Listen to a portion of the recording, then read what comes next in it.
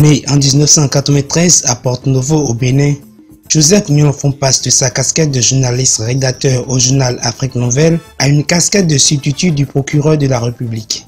Après plusieurs postes au sein du corps de la magistrature, il assume plusieurs responsabilités politico-administratives au niveau de différents ministères et reconnu pour son professionnalisme et son intégrité. Il participe à la réalisation de plusieurs grands projets d'organismes internationaux. Par ailleurs, il est au nom du Bénin parmi le groupe d'experts des États membres de l'Union monétaire ouest-africaine qui ont finalisé le texte de loi créant la commission bancaire de la Banque centrale des États de l'Afrique de l'Ouest. Les engagements politiques de Joseph Nyonfon et ses actions de lutte lui ont permis d'être élu 2 fois à l'Assemblée nationale et 2 fois en tant que garde des Sceaux du ministère de la Justice. Détenu politique pendant le régime marxiste-léninisme par le général Mathieu Kérékou, Joseph Nyonfon a subi des mois de privation de liberté en 1980, 1981, 1982 et en 1983. Auteur de la proposition de loi ayant institué la Commission électorale nationale autonome, il y a siégé en tant que président pour la présidentielle et les législatives de 2011.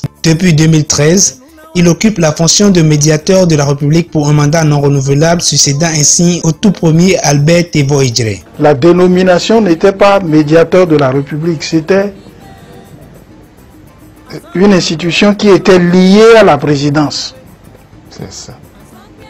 Elle était collée à la présidence de la République. Et c'est par décret que on a créé l'institution au niveau de la présidence, puis avec l'évolution, cette institution est devenue médiateur de la République et qui est régie aujourd'hui par une loi, la loi du 3 janvier 2014.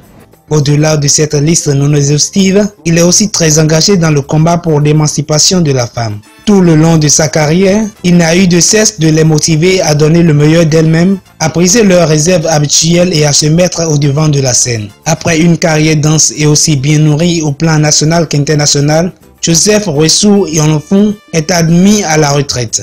En cette occasion, Dr Véronique Toyin-Fodé Menwanou dit toute sa reconnaissance à l'homme pour son rôle de première heure dans l'éveil de la gente féminine.